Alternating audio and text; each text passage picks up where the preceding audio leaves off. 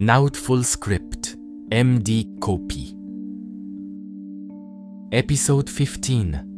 What Taoism teaches about burnout. Sleepy Eastern philosophy. Opening. What if burnout is not a sign that you have done too much, but that you have been moving in the wrong direction for too long? Wherever you are in the world tonight, welcome. This is Sleepy Eastern philosophy, coming to you from Japan. Find a comfortable position. Let your body settle. Let the shoulders drop. Let the breath come on its own. If you are listening to this tonight, there is a good chance you are tired. Not the good kind of tired. The satisfying exhaustion of work genuinely done, of effort that knew what it was for. But the other kind, the kind that sleep doesn't fully fix, the kind that has been building for a while, months, sometimes years, a weariness that goes deeper than the body. That is burnout. And it is not a personal failing. It is not weakness. It is not the result of insufficient discipline or inadequate self-care. It is what happens when a person moves against their own grain for long enough. The Taoist tradition, which we explored in an earlier episode, has a great deal to say about this. Not as modern psychology says it, with frameworks and interventions and measured outcomes, but in the older, quieter way of people who spent centuries watching how things naturally move, and what happens when they are forced to move otherwise. The water that is blocked does not keep flowing. It backs up. It stagnates. It finds no outlet. The person who moves against their own nature long enough arrives at the same place. Tonight, Laozi and Zhuangzi have something to say to the tired person. Not a cure, not a program, but a reorientation. A different way of understanding what has happened and what might, slowly, gently, become possible again. And here is the first thing the Taoist tradition would say. The fact that you are tired enough to be listening to this tonight is not a problem. It is information. Good information. True information. The body telling the truth in the only language the body has.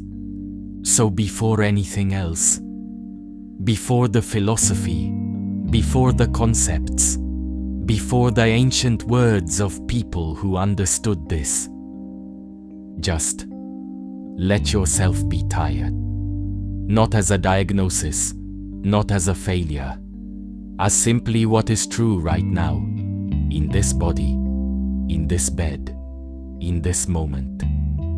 The Taoists noticed something that modern culture has largely forgotten. The body knows. Before the mind has organized the experience into a narrative, before the language has arrived to describe what is happening, the body already knows. It knows when the direction is wrong. It knows when the effort has become compulsion. It knows the difference between tiredness that comes from genuine work and tiredness that comes from years of working against the grain.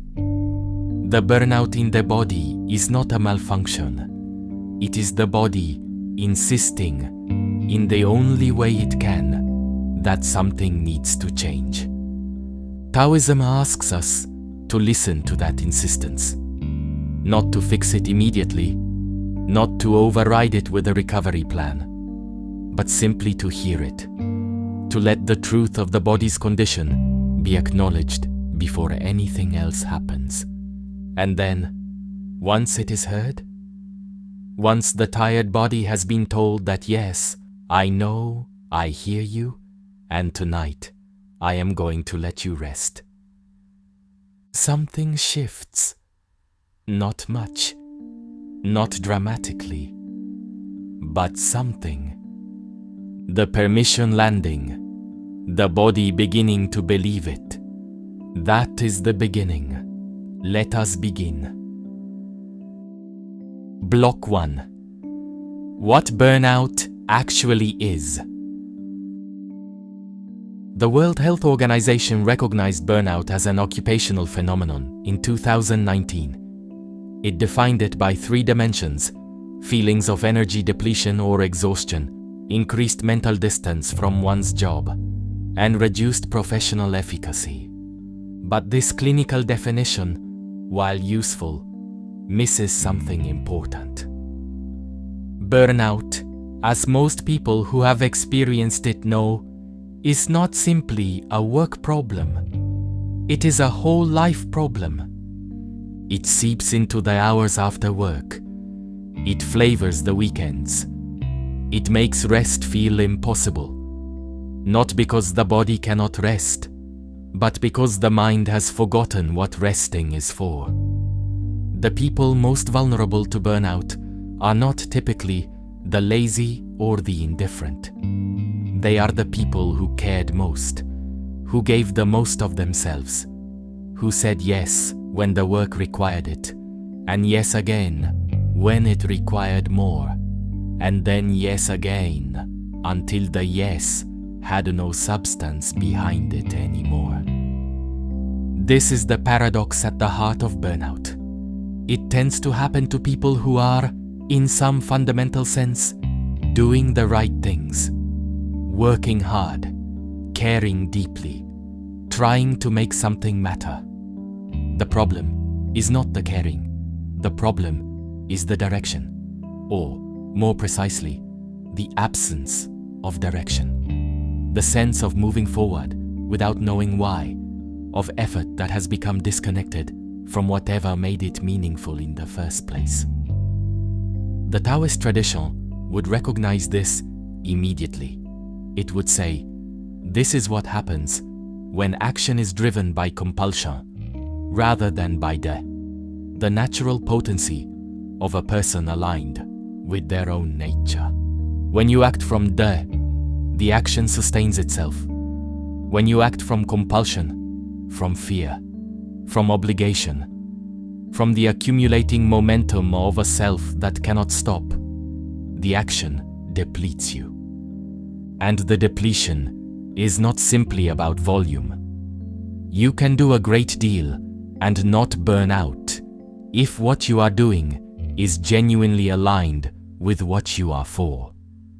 You can do relatively little and be completely empty if what you are doing is moving against the grain of who you actually are.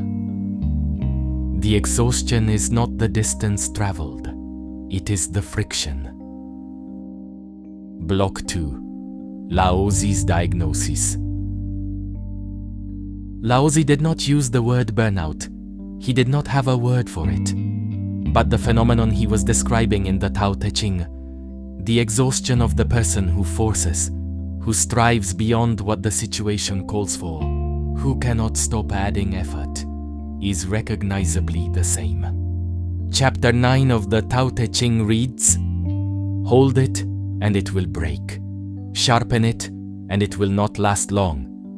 Fill your house with gold and jade and it cannot be guarded. Care about people's approval and you will be their prisoner." This is Laozi's diagnosis of burnout, not in clinical terms, but in the language of nature. The bow drawn too tightly breaks, the spring wound too far snaps.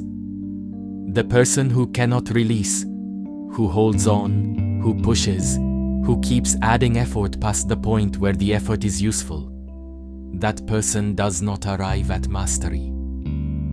They arrive at collapse. Chapter 44 is even more direct. Fame or integrity? Which matters more? Money or happiness? Which is more precious? Success or failure? Which is more destructive? If you look to others for fulfillment, you will never truly be fulfilled. If your happiness depends on money, you will never be happy. Accept what is, let go of what was, and trust what will be. This reads like it was written last week.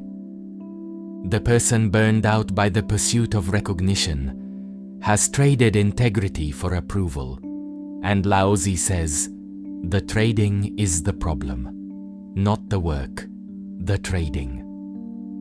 The person burned out by the accumulation of achievement has somewhere along the way confused the map for the territory, has mistaken the metrics for the meaning, the outputs for the life. And the remedy Laozi points toward is not rest in the conventional sense, not a holiday, not a break, not a temporary reduction in load.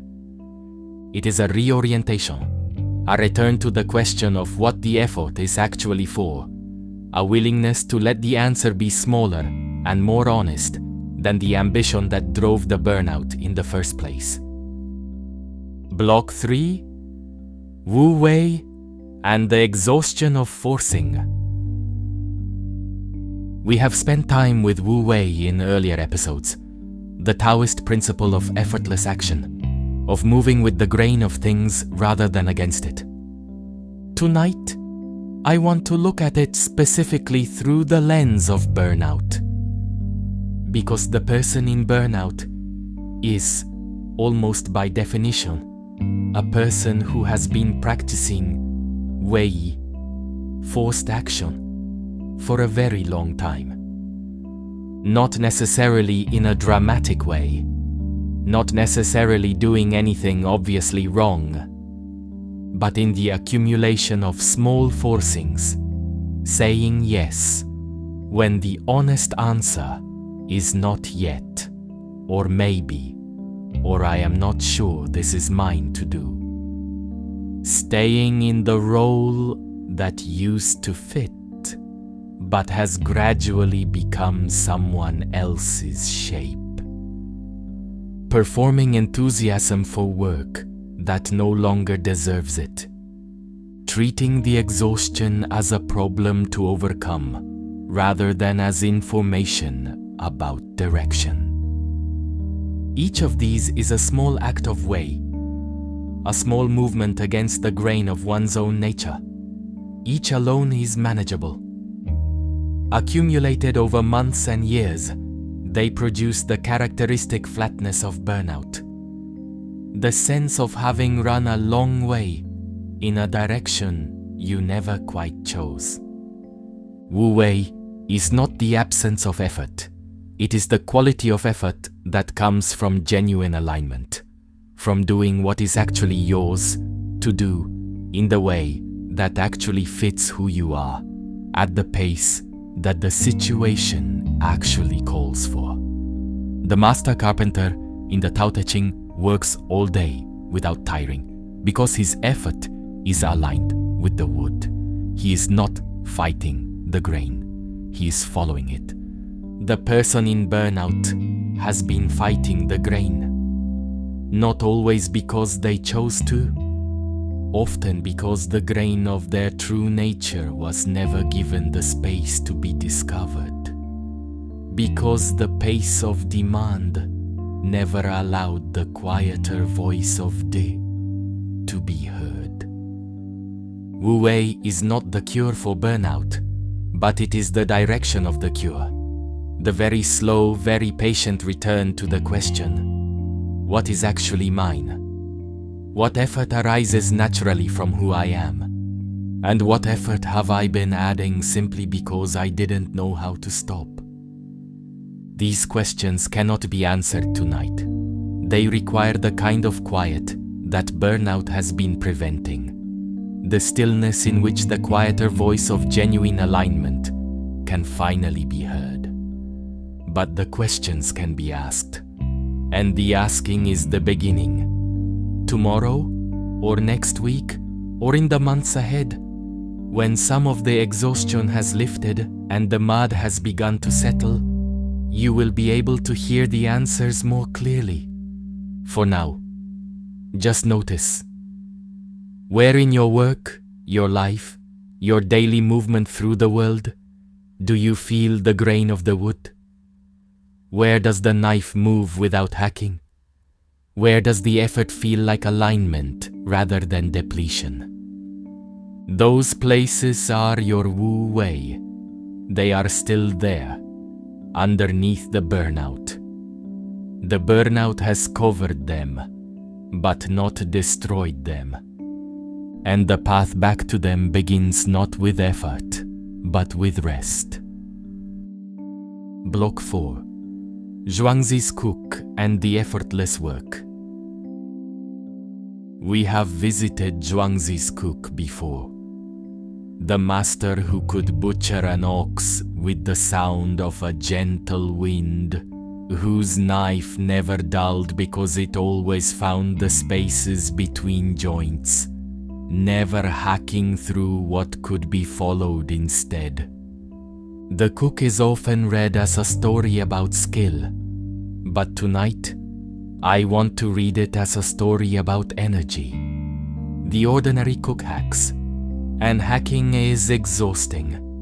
Not just physically, though the physical exhaustion is real, but in a deeper sense. The exhaustion of working against resistance, of applying force where understanding would serve better, of treating the material as an obstacle rather than as a partner in the work. The master cook does not hack, and the difference is not primarily one of technique. It is one of relationship to the work, to the material, to the task itself. The master cook has moved from fighting to following, from forcing to finding, from effort against resistance to movement through the natural openings. This transition from hacking to following is the transition that burnout recovery requires. And it cannot be forced. That is the paradox. You cannot force your way to effortless action. You cannot hack your way to not hacking. What you can do is create the conditions for it to become possible. Rest. Real rest. Not the performative rest of someone who is timing their recovery, but the genuine rest of a person who has stopped adding and started allowing. Inquiry. Not the anxious inquiry of someone trying to fix themselves, but the patient inquiry of someone genuinely curious. What would feel right if I were honest? What work feels like the cook's knife moving through natural spaces? And what has felt like hacking? Time. The cook's mastery took 3 years. The return from burnout takes what it takes. Zhuangzi does not offer a timeline. He offers a direction. And tonight, in this bed, in this dark, the direction is simply rest. Not with an agenda, not toward a goal, just rest. Let the body have what it has been asking for. Let the mind, just for these hours, stop hacking. The cook never woke in the night rehearsing the work of tomorrow. He slept as fully as he worked, because the working and the sleeping were both expressions of the same alignment. Both were moves with the grain. You cannot force yourself there tonight, but you can make room for it. You can offer the body this space, this darkness, this permission, and trust that the alignment knows how to grow back when it is given something as simple as rest. Block 5. The Empty Cup. There is a teaching in the Zen tradition which borrowed deeply from Taoism that speaks directly to burnout. A scholar came to a Zen master and asked about enlightenment. The master began to pour tea into the scholar's cup. He poured and kept pouring, until the tea overflowed the cup and ran across the table. The scholar watched, alarmed. The cup is full. No more will go in. The master said, "Like this cup, you are full of your own opinions and speculations. How can I show you Zen unless you first empty your cup?" The person in burnout is often an overfull cup, not full of the wrong things necessarily, full of good things, effort, commitment, care, achievement, but so full that nothing new can enter, so full that the system cannot receive what it needs. The fullness itself has become the obstacle. Taoism describes the usefulness of emptiness in chapter 11 of the Tao Te Ching. 30 spokes meet the hub of a wheel, but it is the center hole that makes it useful. Clay is shaped into a vessel, but it is the emptiness inside that makes it useful. Cut doors and windows for a room. It is the holes which make it useful. The wheel, the vessel, the room, none of them function without the empty space. The spoke, the clay, the wall, none of them are the point. The point is the emptiness that makes function possible. Burnout fills in all the empty space. It colonizes the margins, the commute, the evening, the weekend, with productivity, with obligation, with the relentless pressure to be doing something useful. And in filling all the space, it removes the very thing that makes sustained effort possible, the emptiness through which new energy can enter.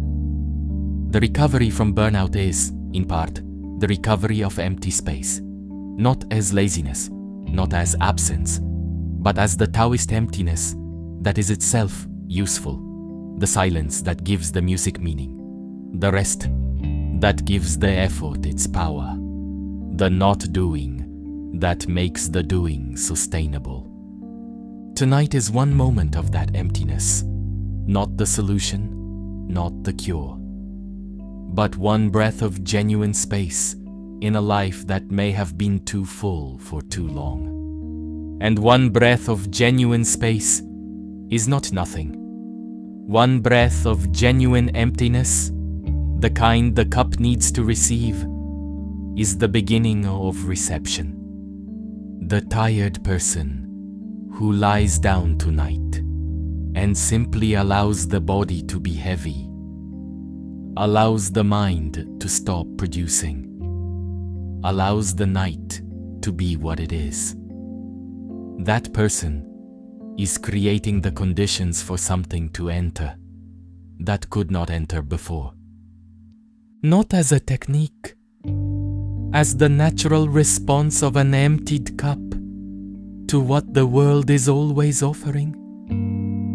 Nourishment, rest, the quiet that replenishes, they are always available. The full cup simply cannot receive them. Tonight, be the cup that empties. Let the night fill you with what you have not been able to receive while you were so busy being useful. Block 6. The natural rhythm, yin and yang. One of the most widely misunderstood concepts in Taoist thought is yin and yang. In popular culture, it has become a symbol of balance. The idea that you need equal amounts of work and rest, of dark and light, of action and inaction. But the Taoist understanding is more dynamic than that. Yin and yang are not equal halves of a static balance. They are phases of a natural rhythm, a cycle of expansion and contraction, of reaching and returning, of activity and rest that flows through all living systems. Spring gives way to summer. Summer gives way to autumn. Autumn gives way to winter. And winter, the yin phase, the inward phase, the phase of darkness and stillness and apparent inactivity, is not the interruption of the cycle. It is what makes the spring possible. The tree that cannot enter winter cannot bloom in spring. Burnout, in Taoist terms, is what happens when a person or system is forced to remain perpetually in the yang phase, perpetually expanding, producing, active, without the corresponding yin of withdrawal, replenishment, rest. It is summer without winter, activity without the return to source, giving without receiving, output without input. The natural system, the tree, the river, the season, does not need to be taught to rest. The rhythm is built in. The yin phase arrives naturally on its own schedule, and the system enters it without resistance. The human system in modern life has been taught to resist the yin phase, to treat withdrawal as laziness, to treat rest as a weakness, to treat the natural return to quietness as something to be overcome rather than honored. Burnout is the cost of that teaching. Tonight, without drama, without a program or a plan, you can begin to unteach it. Just by resting, just by allowing the yin phase to arrive without fighting it, just by trusting that the stillness tonight is not the end of your productivity, it is the ground of it.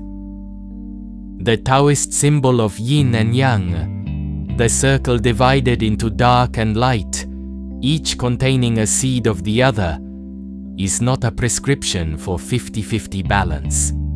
It is a description of a living rhythm.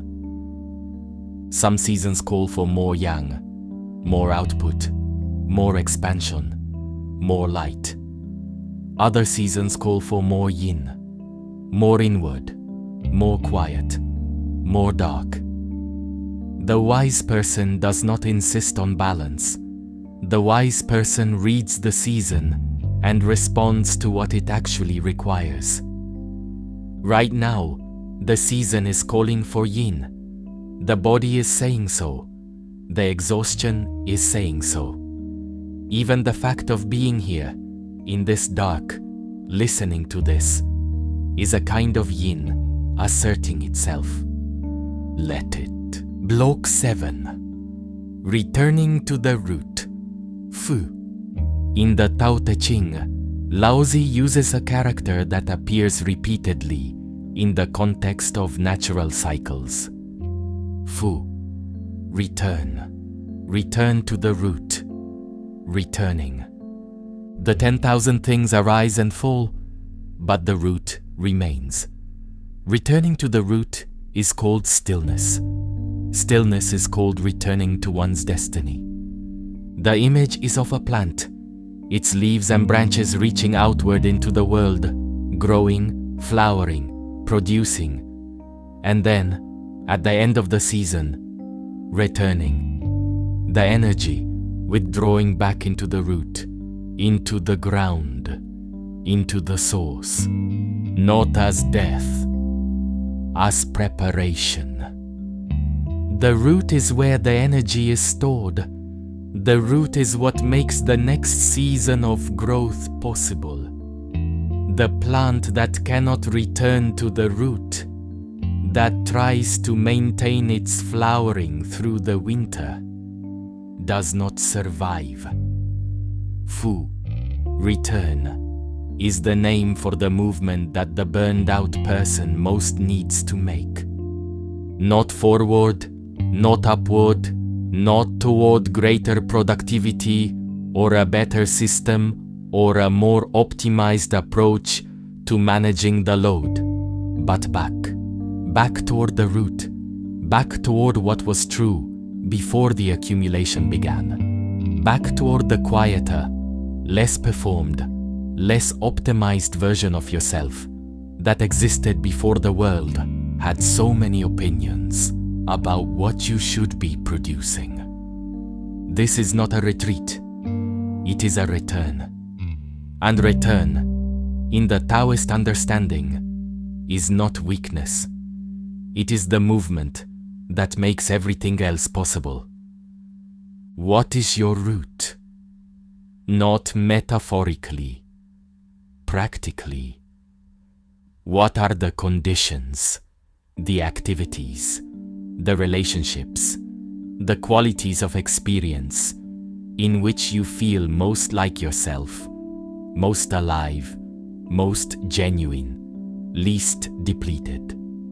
That is where the energy comes from. That is the root. And the recovery from burnout begins, always, with the return to it. It does not have to be dramatic. It does not have to be a reinvention. The return to the root might be 20 minutes in a garden, a conversation without an agenda. Work done at the pace it actually wants to be done, without the artificial urgency that turns everything into an emergency. A meal eaten without a screen. A walk taken without a destination. A morning without a list. These are not luxuries. In the Taoist understanding, they are the root. The winter that makes the spring possible. The darkness in which the seed prepares itself. Fu, return. You do not have to arrive there all at once. You only have to turn in the direction. And the turning, even a small turning, even the turning that consists of nothing more than lying here tonight and allowing the exhaustion to be real. That is the beginning of Fu. That is the first movement of return. Block 8. The sage governs by not governing. There is a recurring image in the Tao Te Ching of the sage leader, the person who governs not through force or control, but through alignment with the natural order. The sage does not strive, and therefore no one can compete with them. They act without acting. They know without going. They accomplish without doing. This is not a description of passivity. The sage is deeply engaged with the world, but the engagement arises from clarity rather than from compulsion. The burned out leader, and burnout affects leaders particularly, has often moved from engagement to management, from genuine response to the situation to the management of appearances, outputs, and metrics. The shift is subtle at first. You stop doing the work because the work matters, and start doing the work because stopping would look like failure. You stop caring because you care, and start performing care because the role requires it. You stop creating because you have something to make, and start producing because production is what is expected. In Taoist terms, this is the shift from Wu Wei to Wei, from effortless action to forced action. And the energy cost of Wei is what burnout actually is. The sage's alternative is not to do less. It is to act only from genuine alignment, to stop doing what no longer arises naturally, and allow what does arise naturally to carry more of the weight. This requires honesty, sometimes uncomfortable honesty, about what is genuinely yours to do and what you have been doing simply because no one else seemed available to do it. That honesty, the willingness to let some things go, to trust that the things genuinely yours will remain, to release the rest. That is the beginning of the sage's way, not as an aspiration, as a practical question. What, of everything on your list, arises from genuine alignment? And what is simply momentum, the accumulation of way that has been moving too long to know how to stop? This question is worth sitting with. Not tonight necessarily. The burned out mind is not always the best instrument for honest self-examination. But in the weeks and months ahead, as the rest begins to do its work, the question will become more answerable. The things that are genuinely yours will become clearer. They tend to feel different from the accumulated obligations, lighter, more alive, less like a performance. And the things that have been added by compulsion, by fear of disappointing, by the momentum of yes, those will also become clearer. They tend to feel like weight, like something carried for someone else, like way that was never quite yours to begin with. The sage's way is not about having fewer obligations. It is about the quality of relationship to the obligations you keep. Acting from Wu Wei within the responsibilities that are genuinely yours is profoundly different from acting from Wei across a list that has grown beyond what any person can genuinely sustain. Tonight, you don't have to decide anything. You only have to rest. The clarity will come with the rest. Block 9. Burnout and the body. The Taoist tradition is unusual among ancient philosophies in the weight it gives to the body. Where many traditions see the body as something to be overcome, an obstacle to the mind's clarity, a source of distraction and desire, Taoism sees the body as the primary instrument through which the Tao is expressed. The body has its own wisdom, its own rhythms, its own intelligence about what it needs and when it has had enough. And burnout is, among other things, a failure to listen to the body. The body sends signals, the tiredness that comes in the afternoon, a signal, the tension in the shoulders that arrives around the third hour of a meeting, a signal, the resistance you feel on Sunday evening, not laziness, but a signal, the way certain tasks feel like life and certain other tasks feel like slow dying, a signal. Taoism asks, are you listening? Not to the signals that confirm what you want to hear, the energy surge that arrives with a deadline, the temporary relief that comes from crossing something off a list, but to the quieter signals, the chronic ones, the ones that have been saying the same thing for months or years and have been overridden by the louder voice of obligation. The body knows. It knows when the direction is wrong. It knows when the effort has become compulsion. It knows when the way has gone on too long.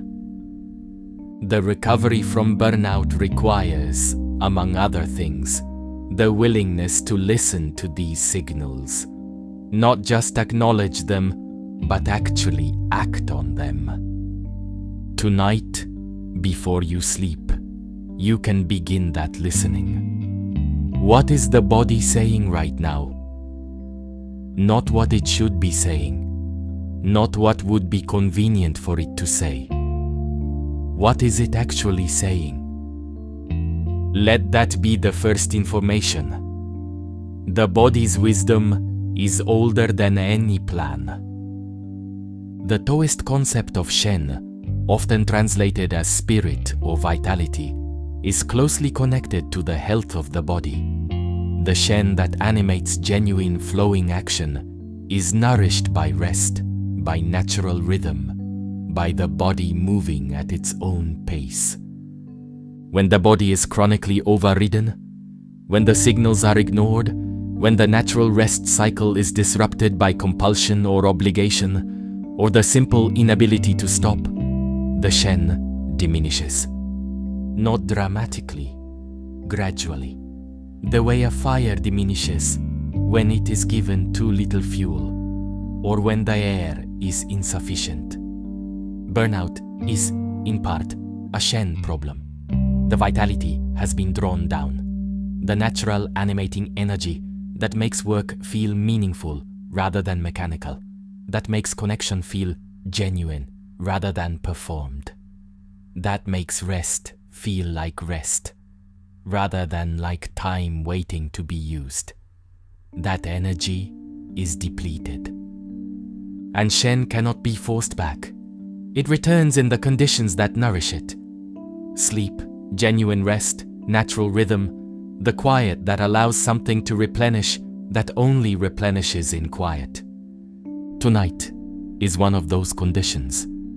This dark, this breath, this stillness. The Shen knows what to do with it. Block 10. Ziran and the authenticity of rest. We explored Ziran, naturalness, self-sowness, in an earlier episode. Tonight, it applies directly to rest. The person in burnout often cannot rest naturally. They lie down, but cannot stop the mind. They take time off, but spend it planning the return. They try to relax, but find that relaxation has become another performance, another thing to do correctly, another metric to optimize. This is because the compulsion that produced the burnout does not simply switch off when the work stops. It turns its attention to the resting and begins to evaluate it. Am I resting correctly? Is this enough rest? Am I wasting time? Should I be doing something more productive? Ziran, the naturalness that is the Tao's deepest quality, cannot be performed. It can only be allowed. The flower does not try to bloom. The water does not try to flow. The tired body, if allowed, knows how to rest. What prevents the resting is not inadequate technique. It is the ongoing pressure of the compulsion, the voice that says, rest is not yet earned, or that rest without outcome is not real rest, or that this level of tiredness is not yet severe enough to justify genuine stopping. The Taoist response to all of these voices is simple and very difficult. Ziran. Just this. Just the natural resting of a tired body that has been given permission to stop. Not earned permission, not conditional permission, not the permission that comes at the end of a list that has finally been completed. Just the basic recognition that rest is not something to be justified. It is something natural as the tree entering winter, as natural as the tide going out, as natural as this body, right now, becoming heavy in the bed. That is Ziran. That is enough. The burned out person often has a complex relationship with rest. They know intellectually that they need it. They schedule it, plan for it, protect it on the calendar. And then they lie down and find that the compulsion has followed them there. That the mind cannot accept the permission it has been given. This is not a failure of will. It is the nature of way, of forced action that has become habitual. The forcing does not stop because you have decided to stop. It has its own momentum. Ziran cannot be forced. It can only be invited. And the invitation is this: just for right now, just for this breath, you do not have to be useful. You do not have to produce anything. You do not have to justify your presence here. You are here because you are tired. And being tired is reason enough. The body understands, Ziran understands, the Tao understands. Let them take it from here. Block 11. The slowness that heals. There is a quality that appears throughout Taoist writing that is difficult to translate into modern life, but that the burned out person most needs: slowness. Not inefficiency, not laziness, not the deliberate slowing that is itself a kind of effort, but the genuine slowness of something moving at the pace it naturally moves. The river does not hurry. The season does not hurry. The flower does not hurry toward bloom. Each moves at the pace appropriate to its nature, and that pace, which looks like slowness to a world that prizes speed, is in fact the pace of genuine sustainability. The person burned out by years of hurrying cannot simply decide to slow down. The decision to slow down, made under pressure, is itself another form of way, another forced action, another performance. What is needed is something more organic, a gradual permission for the natural pace to reassert itself, for the body to set the tempo, at least sometimes, for the work to happen at the speed it actually happens, rather than the speed that has been demanded of it. This is terrifying to the burned out person, because the burned out person has often lost trust in what naturally arises. They have been overriding the natural pace for so long that they no longer know what it is. They suspect that if they stop hurrying, nothing will happen, that the natural pace is zero, that the only thing between them and complete inactivity is the compulsion. The Taoist tradition says, this is not true. The river moves without hurrying. The season unfolds without effort. Your own deep nature has not been destroyed by the burnout. It has only been buried under the way. And the slowness, the genuine, unglamorous, patient slowness of a person who has stopped performing urgency is how it finds its way back. Laozi wrote in chapter 15 of the Tao Te Ching, "Who can wait quietly while the mud settles? Who can remain still until the moment of action?" This is the invitation of slowness, not the achieving of stillness, but the willingness to wait while it arrives on its own. The mud in the stirred water does not settle faster because you want it to. It settles at the pace of its own nature, which is, given sufficient stillness and time, always faster than you expect. Your mind, given real rest, settles faster than you think. Your energy, given real replenishment, returns sooner than you believe it will. But first, the genuine slowness, the mud-settling patience, the willingness to wait without forcing. Tonight is the beginning of that waiting. Block 12. Tonight's practice, the permission to stop. Before you sleep tonight, here is something that is not a practice. It is a permission. You have permission to stop. Not tomorrow, not when the list is done, not when the situation is better, or the timing is right, or the people who depend on you, are in a position to manage without you for a while. Right now, tonight, for the duration of sleep, you have permission to stop producing, to stop managing, to stop being useful, not because you have earned it, not because you have done enough, not because the metrics have been satisfied or the expectations have been met, but because stopping is natural, because rest does not need to be deserved, because the body knows what to do when the compulsion steps back for a moment and allows it. The Tao does not rest because it has earned rest.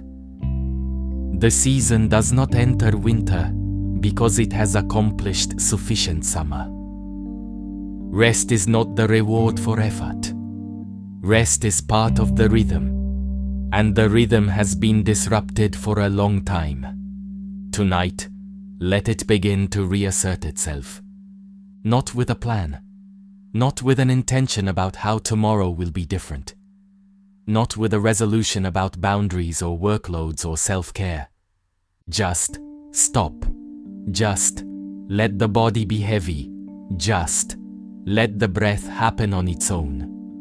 Just trust that the river knows how to flow, even when you are not steering. The work will still be there tomorrow. The obligations will still be there. The people who need things from you will still need them. But you will meet all of it from the other side of genuine rest, with a little more of yourself intact, a little more of the root replenished, a little closer to the person who chose this work before the work chose them.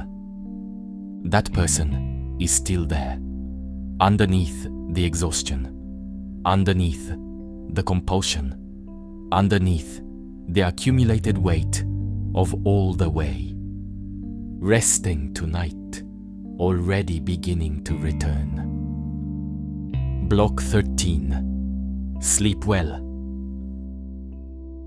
The Tao does not burn out, not because it is invincible, but because it never forces, because it moves only as fast as the situation calls for, because it does not add effort where none is needed, because it yields where yielding opens a path, and rests when resting is what the cycle requires, because it trusts the rhythm, and the rhythm always finds its way back to the source. This is not a counsel of passivity. The Tao accomplishes everything. The rivers reach the sea. The seasons complete their turning. The 10,000 things arise and return in an endless cycle of emergence and replenishment. All of it, without forcing. You are part of that movement. You always have been. The burnout is not your failure. It is a signal that the natural movement has been overridden, that the way has been substituted for the wu wei, that the forcing has continued past the point where the situation actually required it. And signals can be heard, directions can be adjusted, the grain of things can be found again, even after a long time of working against it. Not tonight, not all at once, but in the direction of beginning now, with this breath, this permission to stop, this moment of genuine rest that asks nothing of you in return. Laozi wrote, "Return is the movement of the Tao." You are returning tonight, to the body, to the breath, to the natural rhythm that was here before the compulsion arrived and will be here after it releases. You are the water, not the boulder. You are the season, not the clock. You are the root, resting beneath the ground, gathering what it needs for the spring that is still coming, however far away it feels from here, however long it has been winter. The burned out person fears that the spring won't come, that the depletion has become permanent, that the flatness, the emptiness, the absence of energy, that these are the new baseline. The Taoist tradition says, this fear is understandable, and it is not accurate. The tree in winter looks dead. It is not dead. It is resting, preparing, gathering. The energy that will become the spring blossom is already present in the root, invisible, inactive, patient. You are the tree. The root is intact. The spring will come. Not because you force it, because it is the nature of things. Because Fu, return, is the movement of the Tao. Because depletion, when genuinely met with rest, always moves toward replenishment. Not on your timeline, not according to your plan, but on its own schedule, in its own way, as reliable as the season and as patient as the root. Rest well tonight. The root knows what to do. The spring knows when to come. Trust both. Wherever you are in the world tonight, thank you for spending this time in the quiet with us. From Japan, good night. Sleep well.